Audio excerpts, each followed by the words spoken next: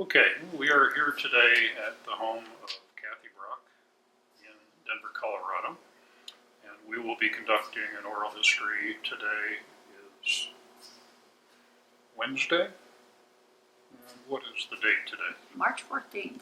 March 14th, 2018. at this point. Paul McKee is operating the video camera. My name is Mark Stevenson. I'll be the interviewer. And Kathi Brock, will you spell your name for the transcriber? Kathibrock. Okay, so thank you very much at this point. We'd like to explore today your history with the early days of Mission Vieho in Colorado, and with a particular emphasis on what you experienced and what your involvement was in the filming of the Centennial miniseries in 1978 at the Highlands Ranch mansion in what is now Highlands Ranch, Colorado. So, before we start, tell us where and when you were born.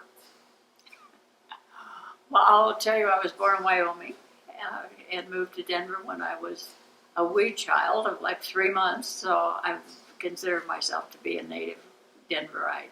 I was conceived in Colorado and born in Colorado, or born in Wyoming rather, but raised in all my life in Denver. I had an advertising agency, was in that business, and from 1966, and that is how I got to be familiar with Mission Vieho. Was this your own advertising company? Yes.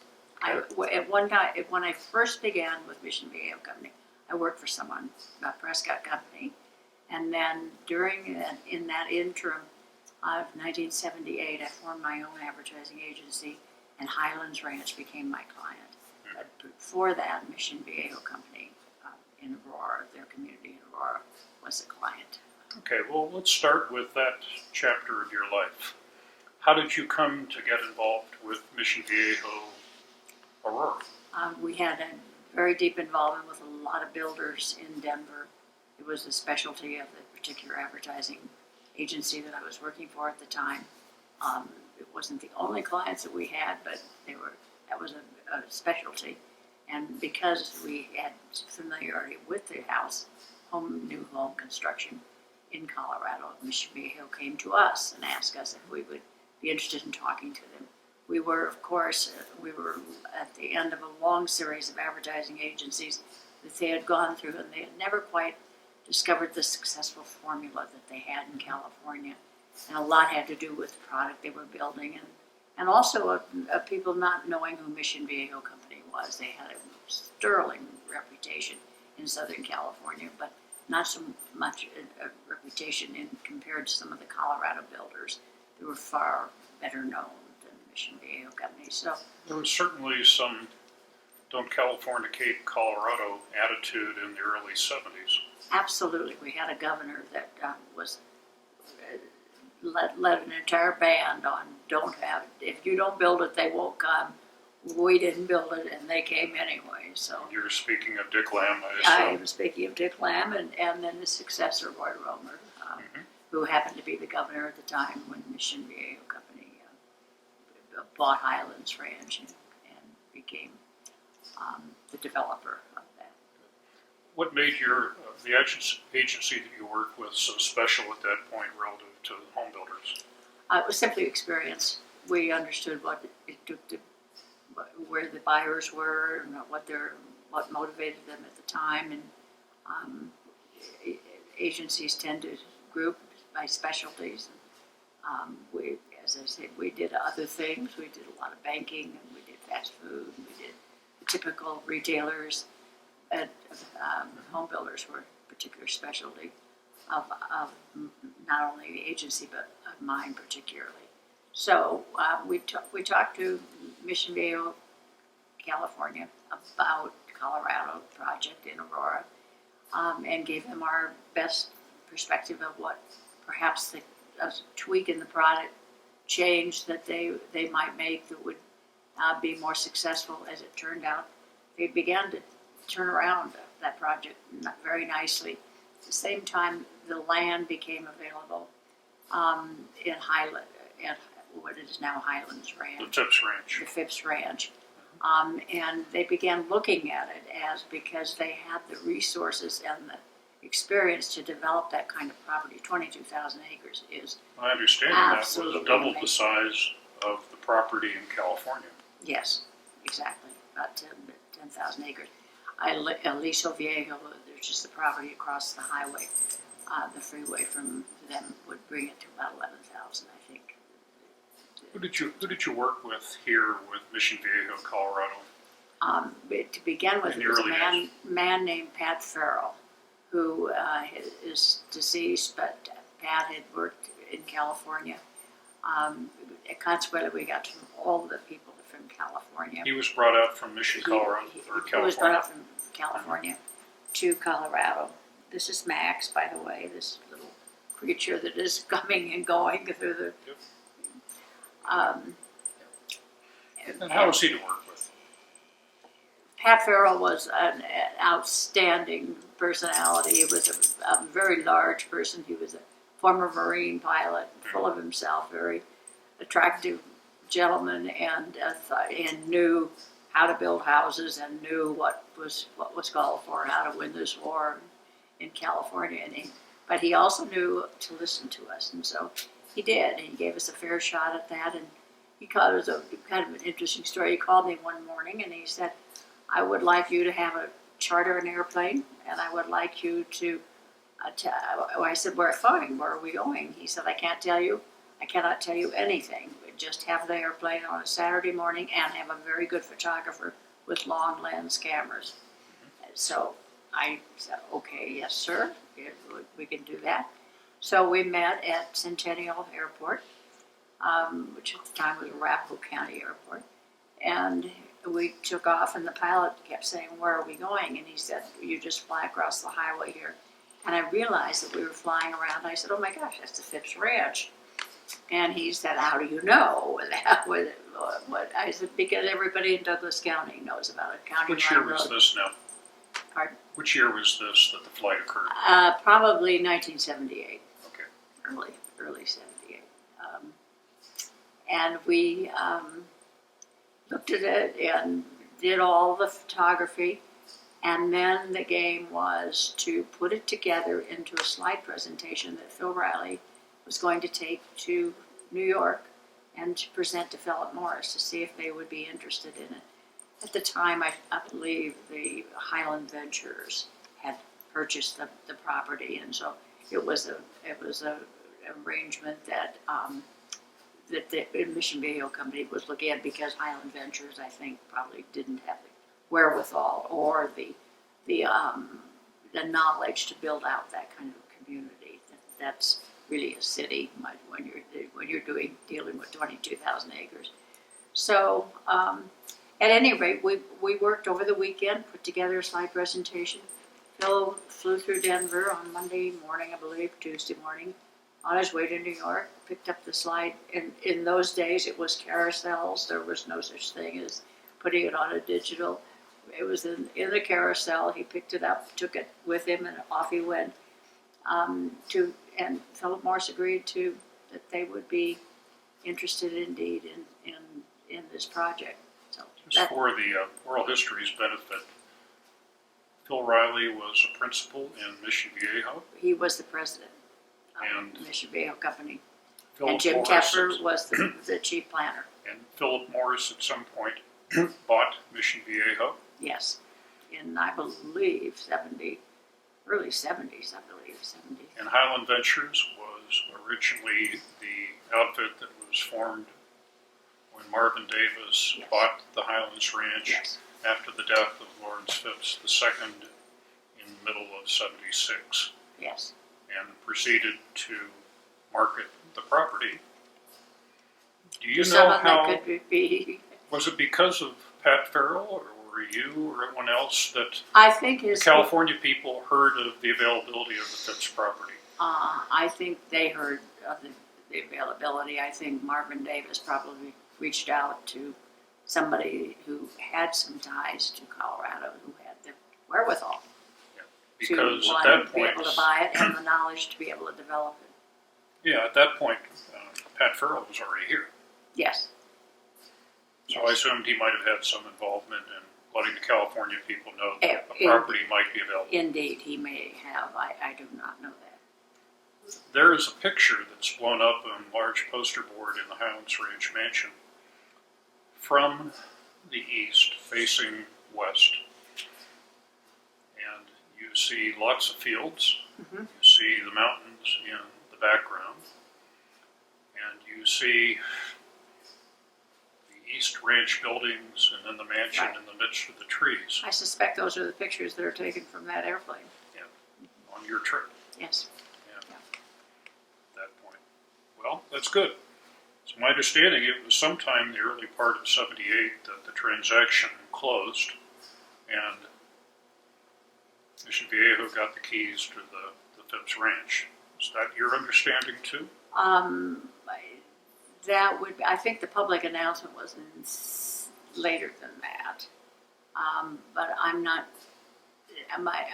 I'm just not sure. I'd have to go back to old calendars and look to see. That was the approximate time. Okay. So Mission was a very new owner of this property, the Phipps Ranch. James Michener had written the book Centennial on a fictional history of the state of Colorado. Came out in late '74. Wildly popular in Colorado, of course, also nationally. And NBC Universal decided to make what turned out to be a 26-hour miniseries based on that book. Correct. They started filming in the Tetons with James Michener's doing the introduction in the fall of that year, and then proceeded to start doing the first chapters of the book. Hoskinell, all the French trapper on the Platte River, and all those early chapters in really early in the years. When did you get involved in helping with some of the filming down here at the Highlands Ranch Mansion? We had a call from Mission Vieho who said that they had been offered this opportunity, and I believe that may have been through Phil Riley and through connections with Marvin Davis, who was involved with Universal Studios, I believe. Certainly with Hollywood, I'm not sure of the studio, but who had contacted and asked about it because the director had seen the mansion, the Phipps Mansion, and imagined that that's what Michener was talking about when he envisioned and wrote about the house and the mansion in Centennial, and asked if they could use it. Mission Viejo had said, we turned them down. We said no. We said, may we ask you to reconsider it, because this is a perfect opportunity for you to get to know the community better, and for the community to get to know you better. They see you as a California developer. This would be a wonderful opportunity to introduce Colorado to Mission Viejo and vice versa. So they said, we'll think about it. It's way ahead of our planning, and we don't like to do things. Mission Viejo is a very deliberative company, and they always like to know exactly where they're going and what they're going to do before they go public. And they had not even begun to complete the planning of it. So we said, with all of that being said, it's very important in Colorado to know who Mission Viejo is, the company, and the backing of it, and just the simple strength of your company. So they said, we'll think about it. Tell us what kind of proposal you would do. So how would we be involved? So we put together a proposal that said, let us entertain people for breakfast, lunch, and dinner if the movie company will agree that we can be there for breakfast and lunch at least, and then have one grand party at the end. And they said, oh, okay, they were interested in it, Mission Viejo, and that they would talk to the movie company. The movie company agreed, as long as we didn't interrupt the movie scheduling, to allow people to come, a certain amount of people, I think the number was 25 or 30, they would be able to use their canteen and be able to have breakfast with the stars and then observe the movies as they were being filmed, and then they would be able to do lunch with the stars and observe again in the afternoon, and then we would have one closing party. We've heard the story, true or not, that the location scouts for Centennial miniseries had gone to Cherokee Ranch, first asking if they could use that as the stand-in for the Veniford Ranch in Michener's novel. Do you know if that's true or not?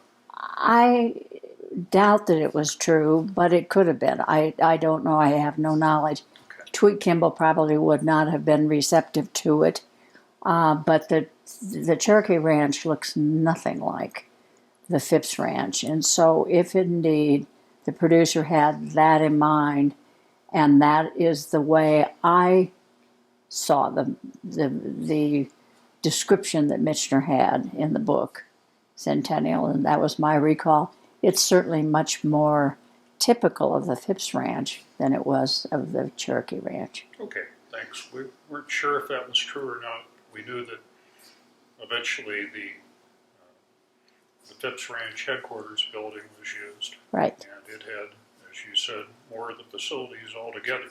Right. The barns and the cattle pens and all Right. that was right Right. next to the mansion. Right. As opposed to Cherokee Ranch, where they were quite separated. And Cherokee Ranch is really more of a castle-like.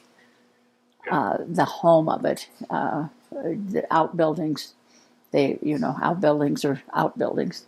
And I don't think those were as fully defined and depicted as in Michener's book as the mansion it was. So eventually in the filming, they finished the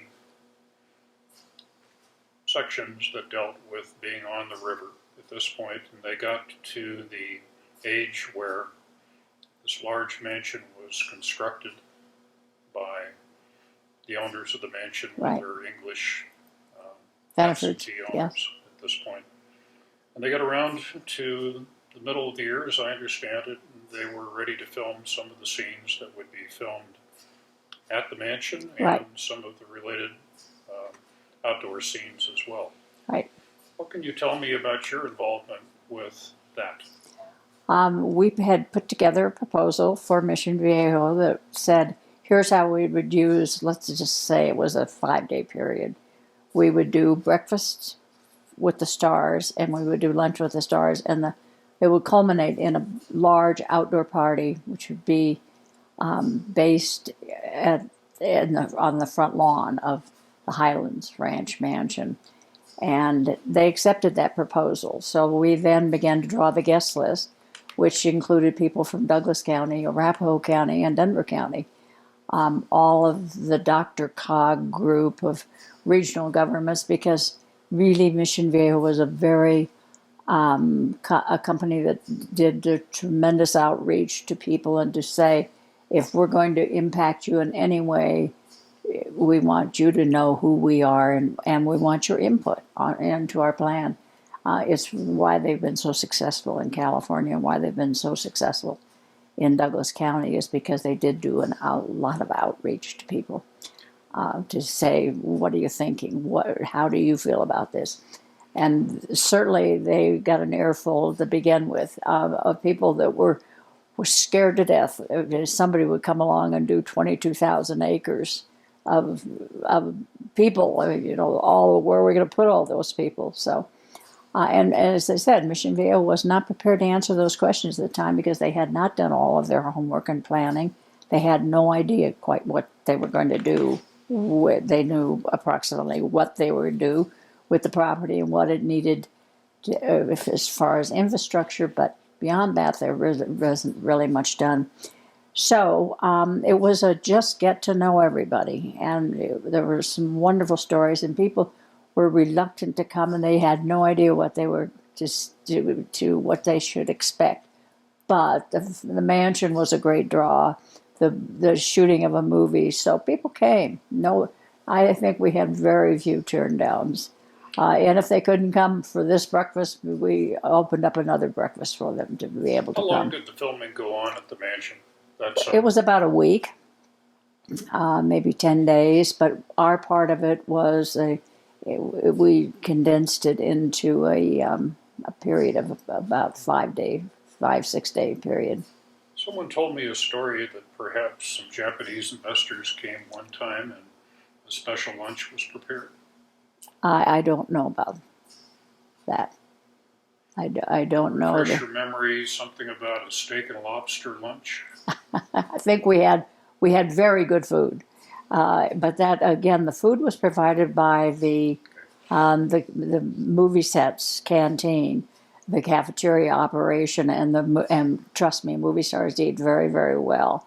They were self-standing. They had no, so we had nothing to do with the preparation and the food until the last party, and we dealt with a Denver caterer by the name of Le Petit Gourmet, Sweet Soiree, a man named Bill Bound, who was really at that time the only show in town. He was the only one that had the facility, and he had never done a party for, I want to say there were maybe 600 people outdoors, no electricity, self-standing.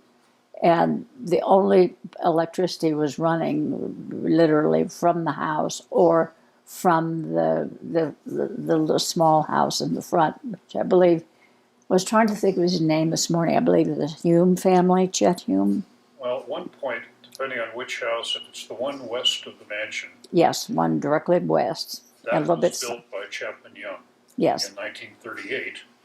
And his family lived there through the mid-50s. After that, a family friend named Chet Hume. Paul, do you remember? Howe. Chet Howe. Chum Howe. Howe. Chum Howe. Chum Howe. And Yes, so there I was close. up Yeah. until a couple of years ago, it was referred to the Chum Howe house. Yes. But the Young family just very delicately said, you know, you really ought to call it the Young house because we built in it, we Right. lived in it a lot longer. Huh. That's an interesting, because our recall of the house was strictly the house lived there, and Yeah. and he couldn't have been. They couldn't have been a lovelier, more cooperative family because there was a lot of disruption to have a movie company Sure. in your front yard. But I think the kids Were you sort on of. were you on the set most days during that Yes. week of filming? We were there the entire morning, noon, and night.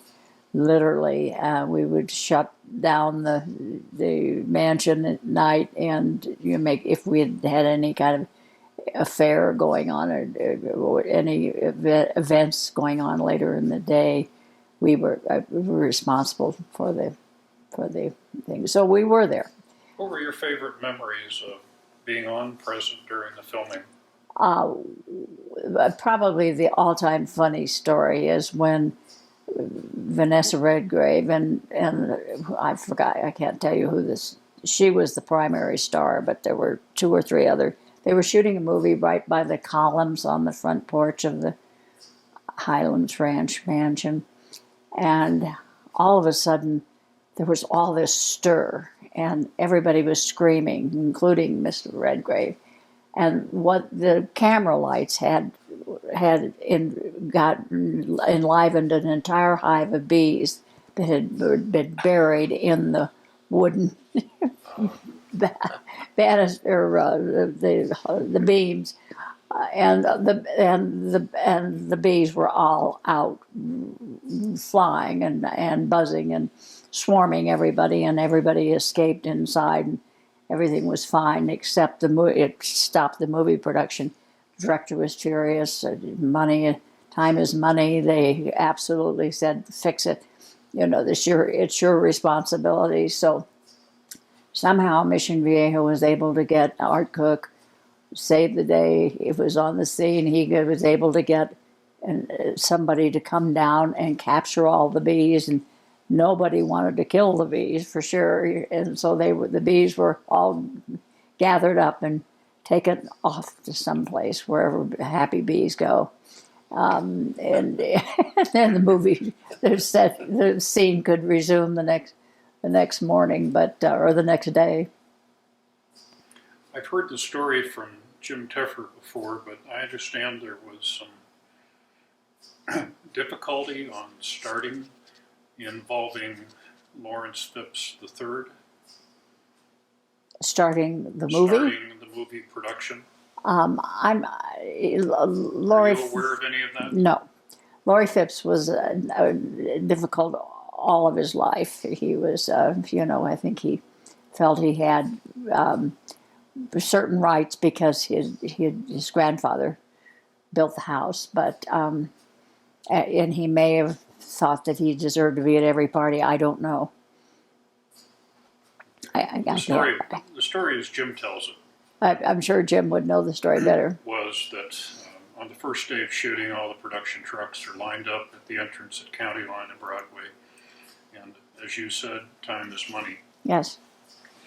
And Lawrence is there, Laurie is there, Lawrence Phipps III is there with a couple of his cowboys on horseback with shotguns, and the gate's padlocked. And they're not going to let him in.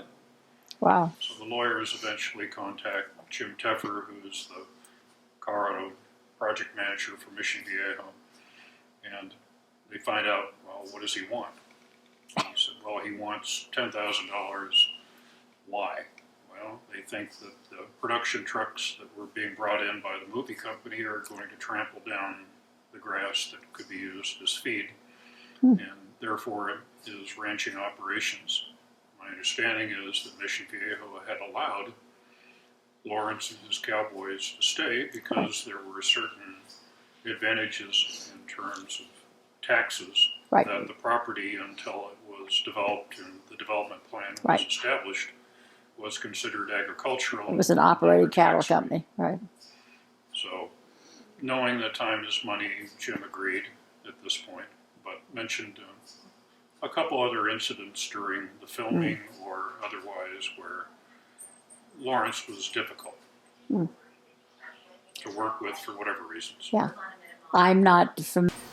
So realizing your job was to manage the crowds and the things on behalf of the client during the filming, we heard there might have been a grass fire under the parked cars that were allowed onto the property. Tell me about that. Art Cook and I were surveying the property. We had everybody settled in, I believe, for lunch. And we were looking, and somebody's catalytic converter. I was very dry. I had started the meadow in front of the mansion. You could just see a little bit of smoke, and Art reacted like gangbusters. And they had all the water trucks, and they were well prepared.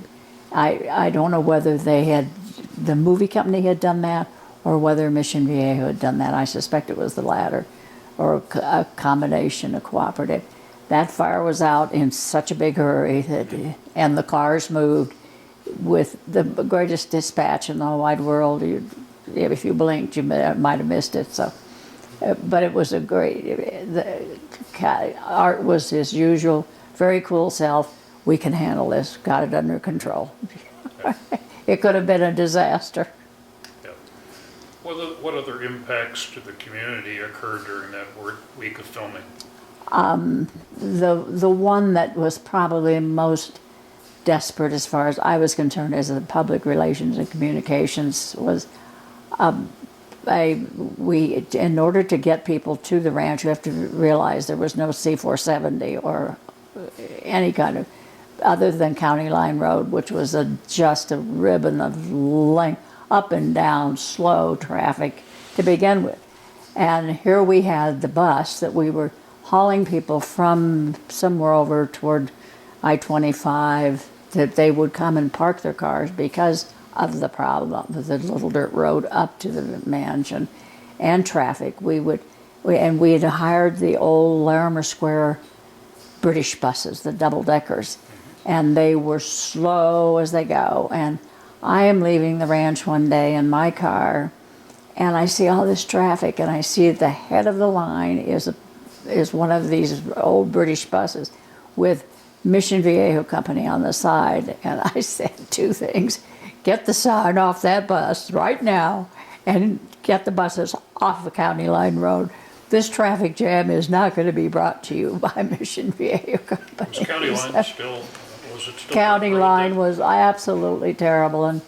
And the funny story about that was Governor Lamb said, when asked about when Mission Viejo said at some point in time, in some conversation with somebody, we are going to put an interstate there. And Governor Lamb said, adhering to his "don't build it, they won't come" theory, is I'll drive a silver stake through it. They will not construct an interstate. That ended up with Mission Viejo prevailing and traffic, simply good rational thinking, that it would be a parkway, which ended up costing the state of Colorado 20% or 10% more in state funds, as opposed to having a federally funded 90% budget. It cost us 80. It was 80% funded. So that's where C-470 came from. And Governor Lamb, a good sport that he was, came to the opening, at which time we had prepared a silver stake engraved with the opening date. And we presented that to him at the grand opening and the ribbon cutting, if you will, of C-470. Were there any grand openings of Highlands Ranch a few years later? Particularly when the first Yes. housing subdivisions Yes. were... And we very carefully, my firm designed the logos that are still in, the Epic Bird is still used today, which is amazing, because generally speaking, when you have new advertising agencies and new communications firms, the first thing they want to do is to change the logo and change the name. We said we thought the name Highlands Ranch, and that it should never be referred to as a housing community or subdivision. It was the new town of Highlands Ranch, and we should be very, very careful to designate that it was indeed going to be a town in which many people would live, and it would be literally at some point in time, from the rocking of the cradle to the rolling of the hearse, there would be all kinds of generations that would live there. And so the grand opening was much more tied to the Scottish Highlands kind of a theme, and it was the opening of the new town of Highlands Ranch. And it was a Saturday morning, and there were parades, and Tweet Kimball was our grand marshal of the parade. She led the band, and because it was her arrangement in negotiations with Mission Vieho company, Phil Riley, Well, certainly that she led was, to that wonderful buffer, land was buffer. certainly influential in the Planning Commission for Douglas County. Yes, yes. And she ended up, she wasn't in favor of Mission Vieho, frankly, in the beginning, because she thought, oh my God, a large community of homes near her, she wasn't happy with it. But by the time she saw the plans and saw the well thought out, and Phil Riley suggested to her that if the 10,000 acres to the south of the property would remain an open space, why didn't she put her 5,000 acres to the north of her property together, and there would be a wonderful open space. They agreed to that, and that's where all that wonderful open space comes from. That is just to the south of is in perpetuity. Yep. Yeah. Negotiation. Yeah. People ask me occasionally, will the backcountry of Highlands Ranch ever be built on? And the short answer is no. No. Yeah. That was part of the agreement. Right. Right. And it was all done with a lunch with Tweet Kimball and Phil Riley and Jim Jeffers. There's a wonderful resource in the history room in the upstairs of the Highlands Ranch Mansion today. And there are copies that have been saved of the Highlands Ranch Reporter from the first part of 1981, when the community was just getting started, Right. through 1988, when I think it became the Highlands Ranch Herald at this point. And there's a picture from that grand opening and the ribbon cutting with the people you just talked about, Right. who were there on the opening. Right. I think we wrote and edited the first Highlands Ranch Reporter. Because the reporter was more of an in-house organ for Yes. Mission Viejo Right. for the first 5, Right. 6 years? Exactly. I don't know that many years, but it was part of our assignment to do that, to communicate what was happening, to communicate not only with future home buyers, prospective home buyers, but also the community, the planners and the, Yeah, so it's a wonderful resource that's been maintained there. If Right. somebody It's wants great. to yeah, look at the history of the first few years, the first Right. decade of right, Highlands Ranch and how it grew. right. There were three projects, different housing groups. I think they were $20,000 apart in pricing. And the Northridge Recreation Center, that was the first park. And we wanted to get the brochures done, a little perhaps off the storyline, but we wanted to get the brochures done, and there was no sod planted because they hadn't laid all of the cement and the things that needed to go in ahead of time.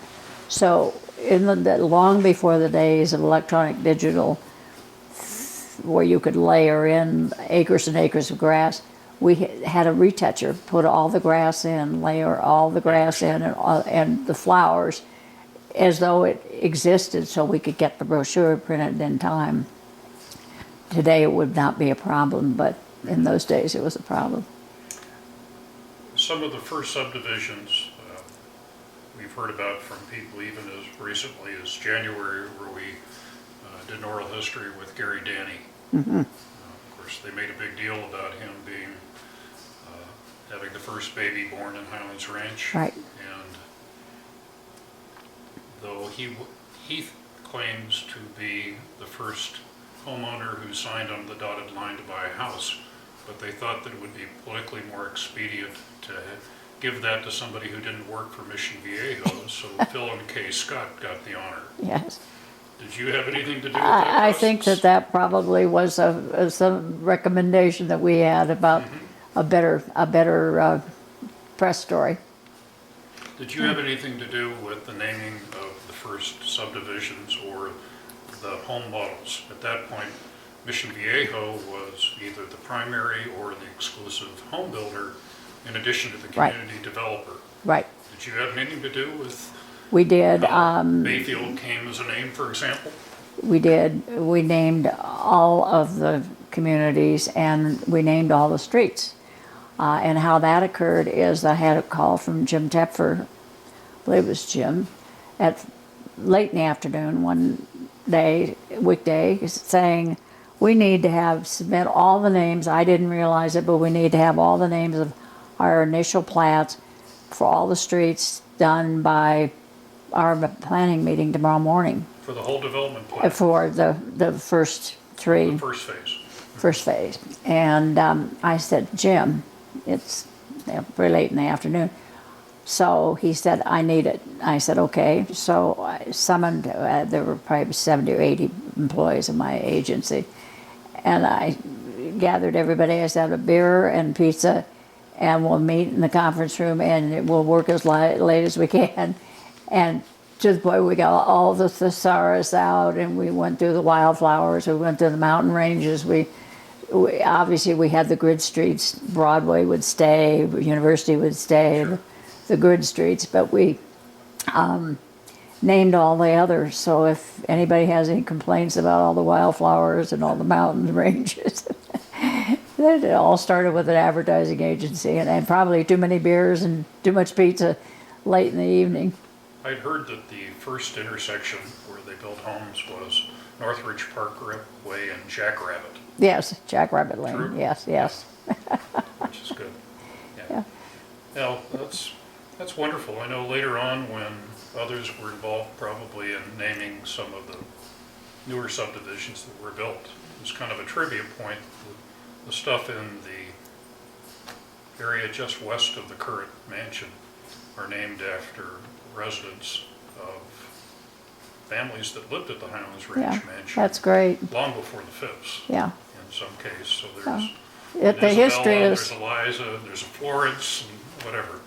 the history is rare, and my mother-in-law tells a story about who was fifth generation Coloradoan of being invited to lunch and dinner at the Phipps Ranch and motoring out. They lived at First and Gaylord, motoring, and it took them 3 hours to go from their house to Out University to the Phipps Ranch, and they would arrive in time for a little cold lunch, and then they would nap, and then they would dress in black tie for dinner and formal gowns, and they would have a lovely dinner, and then they would stay overnight in all the different bedrooms upstairs. There were all the guest rooms, beautifully done, and then they would have croquet or something on Sunday morning activity, and then they would have a little cold lunch, and then they would motor home in time before it got dark.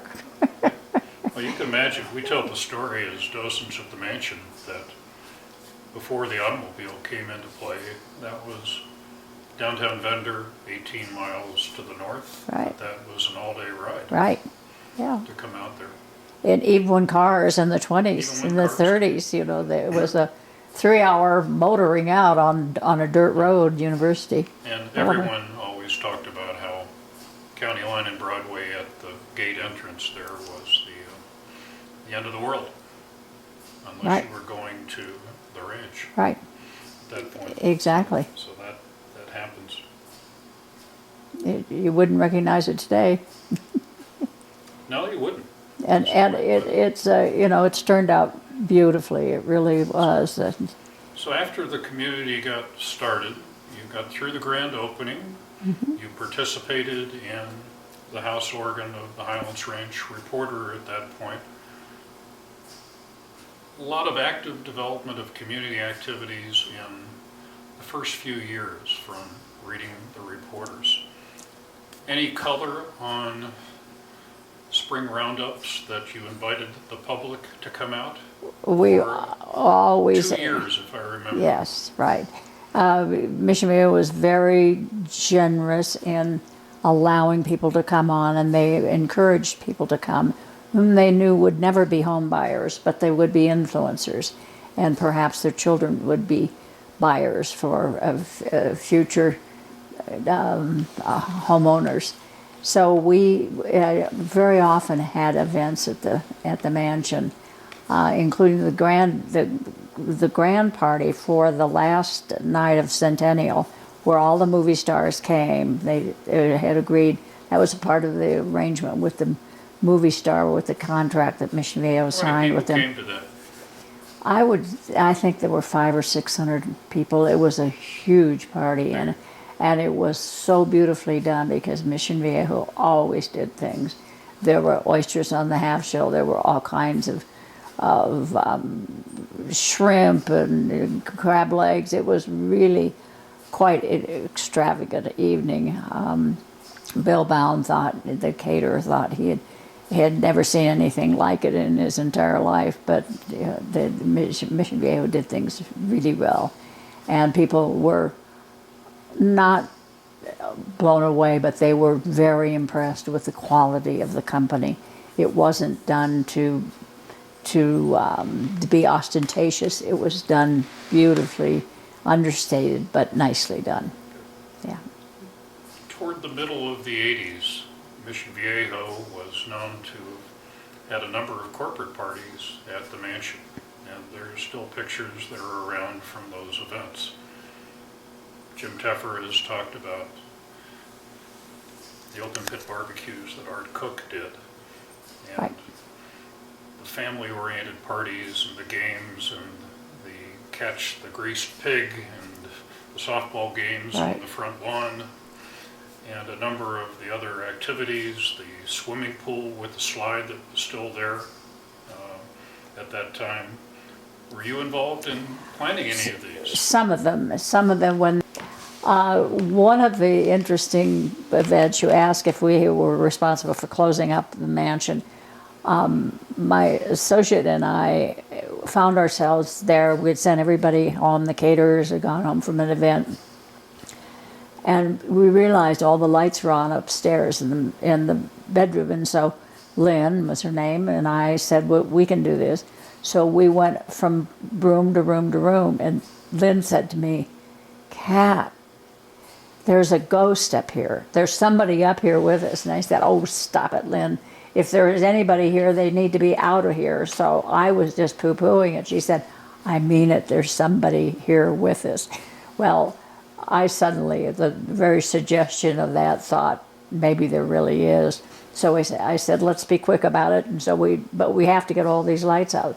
So it's a very long hallway where all those bedrooms are. And oh my goodness, we got it all out and raced down the stairs. But I do believe there's somebody there that haunts that house. Yeah. We've heard that that watches over the house. We've heard that from a number of people. In Yeah. fact, the mansion has allowed the Denver Paranormal Activities to come in there with their equipment Right. the last 2 or 3 years in the fall, and they see these white little shiny objects, and so they're convinced that there is something. Good, yeah. It didn't bother us. I mean, As docents, we are trained these days to minimize that. If somebody asked if there's goats, we'll basically say, well, if you see one, come tell us, because we haven't seen them before, but we're there during the day, Right. and not where they might make their presence known. I've had people come to the mansion for different events I'm working on who have told me they felt a presence and that the spirit, whatever, didn't like all these people here at these events. Well, whatever. I don't detect that myself, but some people who are perhaps more sensitive to that can. well, perhaps we had more fun events than you had, and so the Maybe so. ghosts were there. But I saw quite a few events in the mid-'80s where they did these corporate parties Yes, at this point, and Art Cook, as much as he is kitted around with by Jim Teffer, whatever, was responsible for the food on a lot of these. You have any feelings with when we his were involved, open it pit was, barbecues in the backyard? yeah. I'm aware of Art Cook doing good things about that, but those were more informal and in-house parties for their Yeah. staff and their group. Our arrangements were always with outside people. We were involved with the board of directors. Phil wanted to have. They had never seen the mansion, so he wanted to have a Philip Morris board meeting at the mansion, and we did. And we asked them all their executive secretaries, their assistants, for their hat sizes and what they preferred as far as their. At that time, Philip Morris owned Miller Beer, and they all had different preferences for cigars, and they had different preferences for the temperature at which they wanted their beer served. That we housed them at the Brown Palace because there was no way we were going to house them all at the mansion. It was not. It was roughing it beyond what the board of directors or a major Fortune 500 would see, but we had them all at the Brown Palace, so I can tell you about every single suite there is to be had at the Brown Palace Hotel. But the directors were so impressed. We had a wonderful dinner in the living room for the directors, catered affair. Well, let's talk about another mid-'80s event that involved an outside group, Designer Showcase. Did you have involvement in that where designers were encouraged to come in and decorate inside and outside the 25 or Yeah. so rooms of We the mansion? did. We did. As a matter of fact, in the basement in my house, I have a poster that was done, the commemorative poster. It's hanging in my laundry room, which it doesn't say much for the event, but it says it's a room that I'm often in, so I get to see it. It was, again, a great publicity thing. Mission Vieho was reluctant to do it. They said, we're not sure that the mansion can handle that many people. So we had to figure out traffic ways, and I believe the C470 was not open yet, so it was still an issue of County Line Road. There were all kinds of logistics around it. Yes, we were Designer involved. showcases normally attract thousands of people. Yes. Was that the case then also? I think there were it was a very successful designer showcase for them because people were so curious about the mansion. Someone came into the mansion several months ago with the book that had pictures of what was done at this point and allowed us to scan those Right. for our records as Good. well. Yeah. Ironically, the wallpaper that was put up by the designer of the inside bathroom in the hallway, the only internal bathroom, Yes. is still there today. That's right. It is. It's It is. striped. Yes. Yeah. Because It was- you can see it back to that picture of what the designer of that bathroom did. One of the things that the designers were cautioned about is respecting the mansion and respecting the period in which it was. And they all said they didn't want to do period design pieces. But they were all, I think, had an appreciation. I believe it was I'm fairly familiar with designer showcases. And I think this was a very successful one. People respected the mansion and its integrity. Let's move back to the Centennial filming again. It reminds me, reviewing the film of that most recently here, furniture was brought in because when the elder Phipps died, they took everything else with Right. it. So the motion picture people had to bring in furniture to furnish every room that looks very different than it does today. Right. Or at that point. Any color on how that all happened?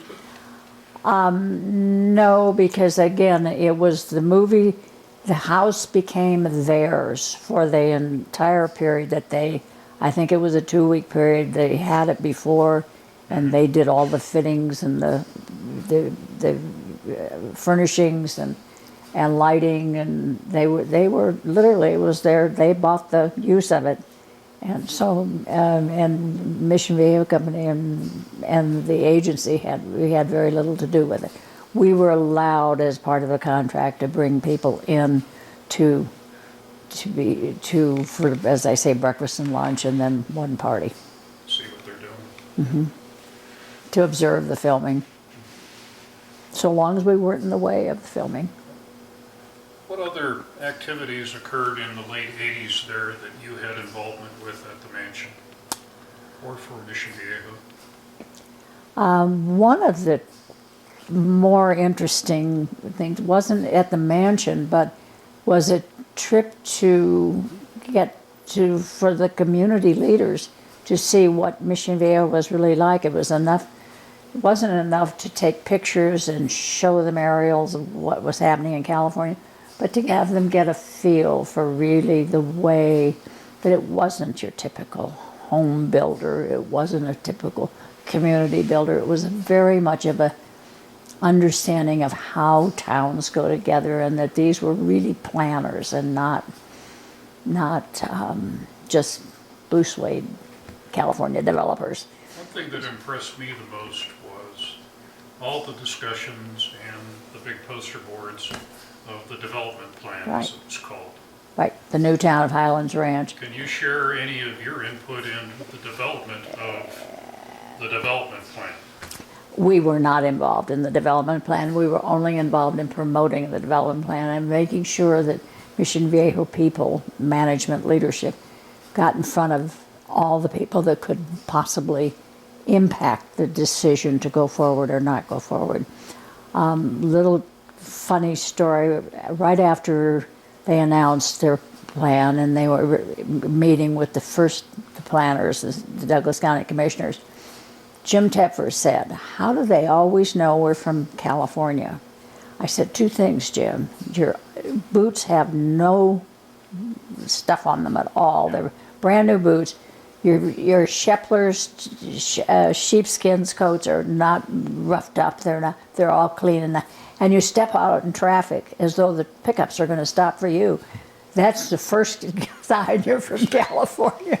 These people are going to run over you one day, and then you'll all be gone." And he said, "Oh, okay." So I believe he said, from now on, we stop and we look both ways before we cross the street. And it messed up but every one of the people from Mission Viejo Company who would come for the meetings would always stop at Shepler's. and always had to buy a pair of cowboy boots and always had a sheepskin coat. And they were so proud of that.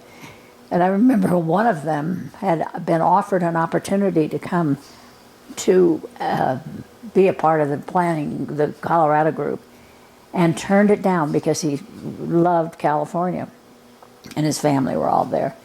And he walked out the morning we introduced it. We did it at the corner at 25 and Hamden, which is was at the time a Marriott hotel. And we did the press conference there, and he stepped out. It was this bluebird champagne day with the sky and the mountains, and he said, "Oh God, I think I've made the biggest mistake in my life. I should have come to Colorado," but I'm sure, I have no idea where he is now, but he I'm sure lived happily ever after in California. But what I was going to tell you is that Mission Vieho then hired and chartered an airplane to bring everybody of the planners and the influencers and people that needed to know more about the story out to California and to see the town of Mission Viejo, My California. understanding that was in the western United States, that was one of the first master plan communities. Yes, right. It's really a city, and it's beautifully done with the water. When they do water features, it's not just a water feature, it's Lake Mission Viejo. Yep. And it was done in spite of a very big drought, and they pumped water uphill to get that lake filled. So it's, and they do things that like cement roads, and they do things to last. They put schools in. They're very concerned with the way it fits in with the rest of the communities, the contiguous planning. So I will say, and I've said this before publicly, Douglas County is so lucky to have had Mission Viejo as the primary developer, or it might have looked a little bit more like Parker Road all the way around. So they were very lucky. The sign codes were beautifully done, because when we went to Douglas County to ask for the master plan for Mission Viejo Company, undisclosed who we were working with, she said, "There it is." And I said, "Where is what?" She said, "The master plan, it's on the wall." And I said, "Don't you have copies of it?" She said, "No. You can take a picture." And this was long before telephones, and our phones were our telephone. So we ended up taking pictures of the master plan, and I said, "How do you change it?" She said, "When we get on that footstool there, and we just mark it in red or green or whatever color it's going to be when the commissioners approve it." So One of the challenges is working with Douglas County Schools after the community got started. Rick O'Connell, the superintendent in particular. right. Did you have any facilitation role in or promotion of either the first school at Northridge or the first high school at Highlands Ranch? No, that was all corporate. They knew they needed to do it. What we said is, you need to work with the school. You need to get to know the school administrator. We put together a list of influencers in the community of people that they would have contacted anyway. Mission Viejo knows how to do that, but we were confirming a confirming body for them to say, here are the people you need to reach out to, whether it be a banker on 17th Street or a banker on Wilcox Avenue. Both would have some impact on Mission Viejo going forward. So Mission Viejo got started in '81. Very soon thereafter, like in California, an activities committee got established. Did you have any input into or dealings with that group? Basically, community volunteers of some of the first residents. Yeah, no. Once the residents, the Mission Viejo itself formed a very intense group headed by the likes of Art Cook, who were so good at, they had done it in Mission Viejo, California. Our impact was outside influences and events that would impact the community at large. The early days, late '70s, getting approvals. I've heard Jim Teffer talk about his interactions with the commissioner, Doc Duncan. Yes. Something about cherry brandy or things like that on Doc's porch Right. down in Sedalia or Right. Castle Rock or wherever he was And from. Jim was a perfect one because he is so unassuming. And he was a perfect one to deal with, and people have highlighted. Yeah, you're talking about Jim. Edit all this out. Yeah. You know, the stories of Doc Duncan. Yeah, Doc He said Duncan was. Duncan didn't necessarily always agree with him. No, and wasn't favorable to Yeah. something that size, because you have to remember that they were primarily a ranching It's rural community. It was a rural community, and the transactions they'd had were mostly Parker Road and extensions, and they were, you know, the kind of the 30-acre, 35-acre mentality. A horse in every garage, you know, a chicken in every pot, kind of a mentality that Douglas County was forming. And as I said, now they look back, I believe that those early commissioners are blessed to have had the likes of Jim Tepfer, who had the vision to see what a new town and to fit it into the communities so that the rolling hills would still be there, and that if they needed another rolling hill, that they could afford to bring in some dirt to make it another rolling hill. You know, it was to have the deep pockets and the deep knowledge of Mission Vieho Company was really a huge benefit for Douglas County. And I believe Douglas County would say that today. So what other Excuse memories me. or insights do you have in your dealings with the new town of Highlands Ranch and that first decade when you were more involved, particularly the outside events? I think the community at large, people began to understand Mission Vieho Company and understand the value of that as a community player. You spoke of Lake Mission Viejo at one point. Jim Teffer told me at one point he thought that we asked him what did he want in the community to happen, insightful, and like Lake Mission Viejo, he wanted a lake here.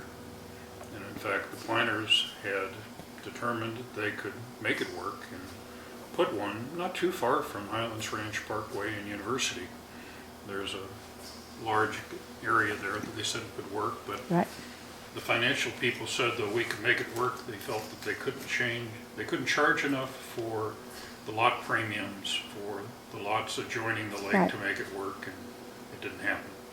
I think part of the discussion that we would have any recall about is that lake property was not so prized as it might be in other parts of the United States, that people moved to Douglas County because they loved the idea of ranching and they loved being able to see the mountains and they liked the open space. Coupled with the fact that there was always an issue, where's the water coming from? How are you going to get water for 90,000 people? That putting water into an artificial man-made lake might not be the right thing. And if people really wanted to get to water, they could go right across the road to Chatfield Reservoir. Yeah.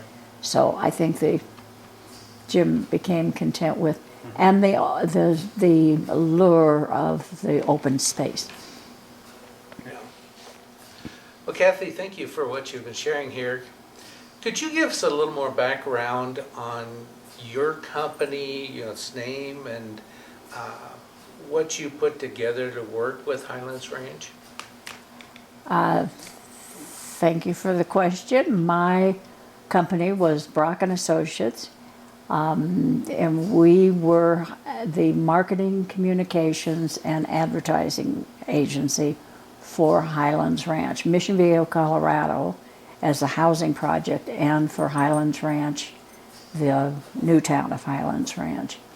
Our first assignment after the announcement that Mission Viejo had bought Highlands Ranch was there was a great furor about California developers and And it was basically a very much of a no-growth time in Colorado. So our job was to keep them out of the newspaper and to keep them quiet, which is why Centennial was a disruptor, if you will, in that they came in during that silent, that dark year, and they didn't want to be too loud about what they were doing, but they understood our point of view, that it would give them a platform from which to tell their story. But they were it was not according to the plan, which was to be dark. Then, as we went forward with them into the second, third, fourth year of development, they were getting ready to get for the grand opening, and they were marketing 3 houses. Our jobs in what became to develop the logo and the signage for the new town of Highlands Ranch, the epic bird. People ask, what kind of a bird is it? And we said it could be any kind of bird you want it to be. It may be an eagle, it may be a hawk, it may be... But someone said, well, we don't want to have the thought of hawks flying over and taking the children, stealing children out of the nest at Highlands Ranch. And so we declared it in view of make everybody happy. It was an epic bird that it could be anybody's imagination. It was meant to represent the freedom of the West and the new town. That it wasn't necessarily Western, but it was a new town in Colorado. So we had a variety of roles as far as the advertising end of it. We used radio to announce the opening of the new town, and we did not use television. We used newspaper, where traditionally home buyers were looking, because our job was to sell out the 3 different, the first 3 varieties of how projects they did developments within, and then to do the accompanying public relations kind of work, that the news releases that would appear in the newspaper, as well as paid advertising. Now, the Scotts were the first family that purchased. Did you put anything that was exciting around that event? We had stories that accompanied the first purchase, the signing of the first home in Northridge Park, and I believe that development was called Northridge, if I'm not mistaken. It's been a lot of years and a lot of clients since. But yes, indeed, we did.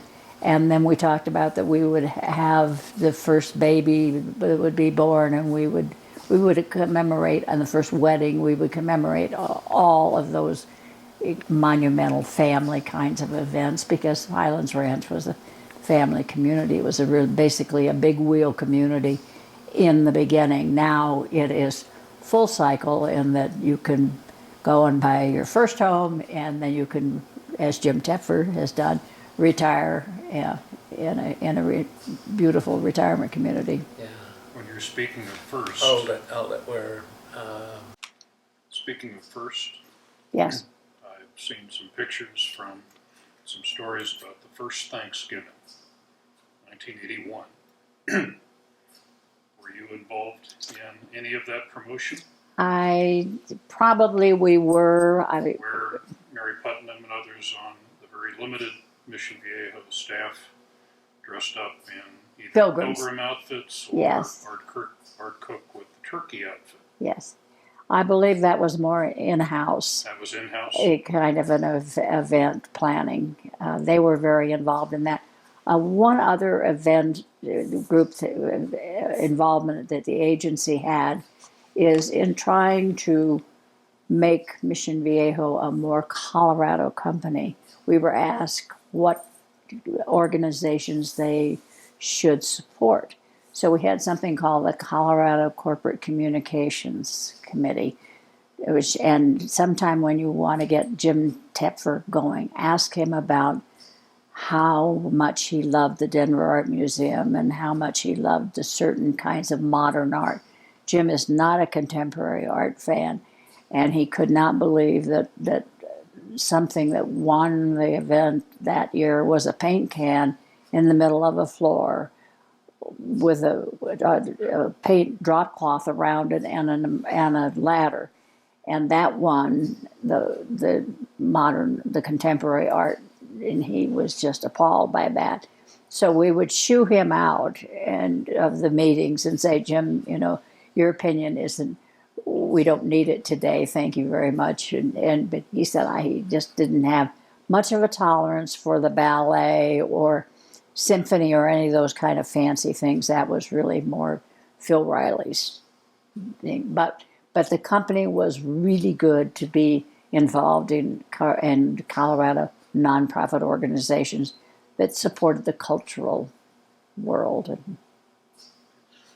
One other question that occurs to me, I don't know if you recall or was around at the time that the Historical Society came about. That was a more community-driven event than advertising agency. I see.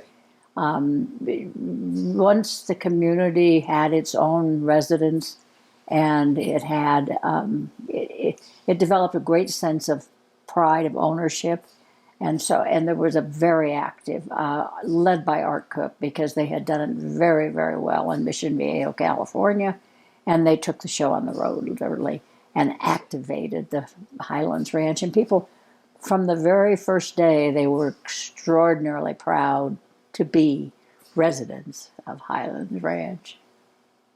Let's see. And still today going on. Look at the time you're devoting to